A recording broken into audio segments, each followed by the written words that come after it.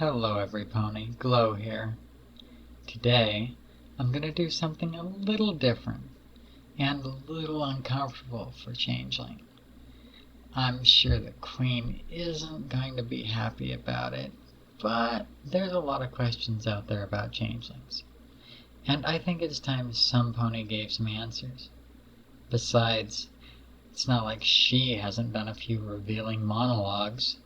So, here goes. One of the most notable things about changelings is the fact that we have holes. Lots of holes. In places most ponies don't. That includes our ears, legs, tails, and occasionally other locations. To be accurate, we have many more that you can't see in most drawings and other records of us. Like other insects, these are actually similar to spiracles. Spiracles are holes that allow air into our body, since our blood doesn't carry oxygen like animal blood does. More on that later. Unlike insects, our holes have a tendency to shift location as needed, just like our hives.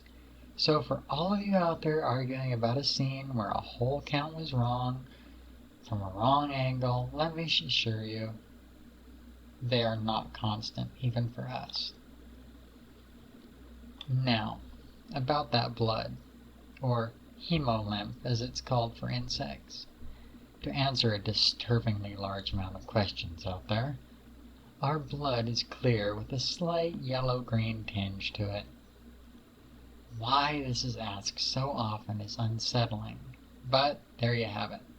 It doesn't carry oxygen, but it does carry vital nutrients and love to the rest of our body. This brings up another common question. Do we have a heart? Kind of. We do have a group of muscles that help move the hemolymph through our bodies, but it is very different to the one in animals. The tubes that carry it through our bodies carry it to the extremities and then dumps out into our body cavities and returns more like oil in a car engine than blood in a closed loop. This includes our wings, which are indeed still living and sensitive, though they have a tendency to be damaged and not heal. This is why most of us have tears and holes in our wings by the time we leave the hive on missions. Okay, enough about that. Let's look at something else now. In fact, let's look at looking at things. I'm talking about our eyes.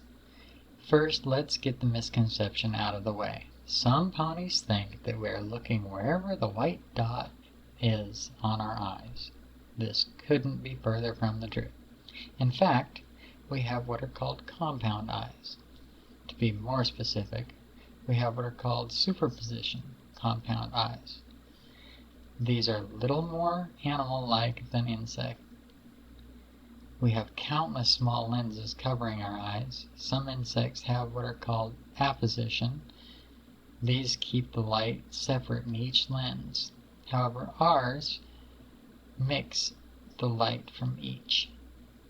This has an unintended effect of reflecting some of the light back out the neighboring lenses. That light is what you see, but it changes from whatever angle you're looking at. In reality, we are looking in all directions, all the time, like one big panoramic image.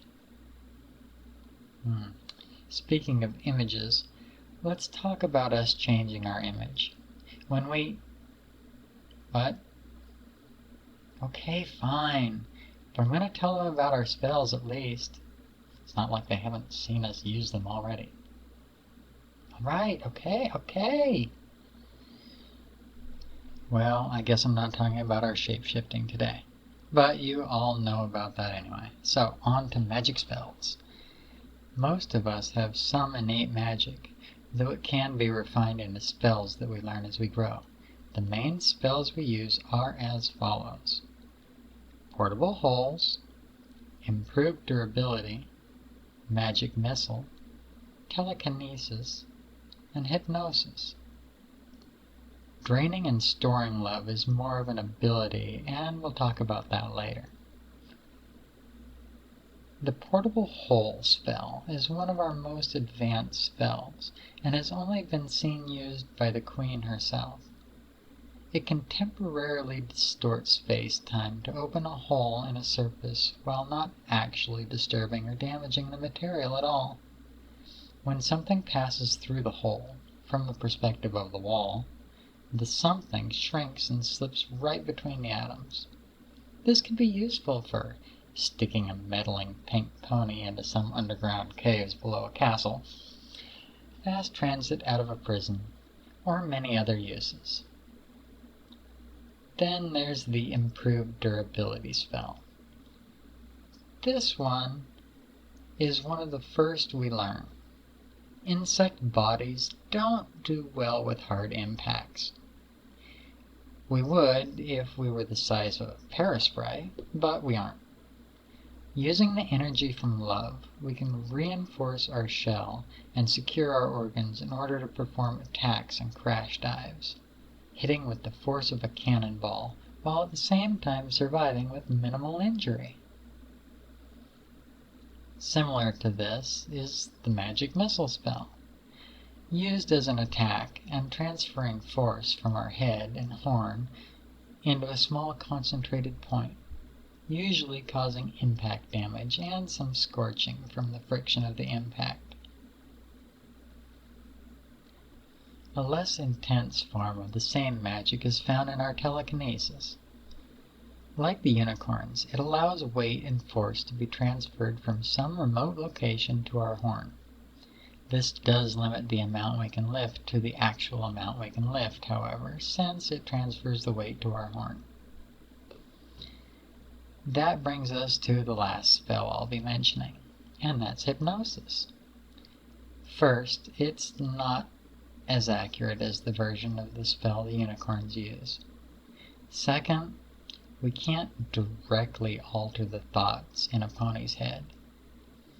That said, we can use a small version of the whole spell to cloud their ability to think. It's never been known to cause permanent damage, but with frequent use it can severely lower their intellect. Side effects include eyes drifting out of focus, loss of magical power, and confusion. Now, while we're talking about disabling ponies, one ability we have that for some reason ponies tend to find fascinating is our resin. We use it for patching our hive, gluing down traitors, and cocooning ourselves for pupation from nymph to adult form, as well as our victims for future snacking. The resin starts out in glands in our throat and starts to solidify when expelled into the air. We can use our telekinesis to manipulate it before it solidifies.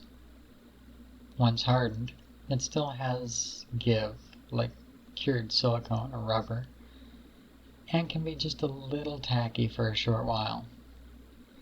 The addition of magical force can speed the curing for immediate use.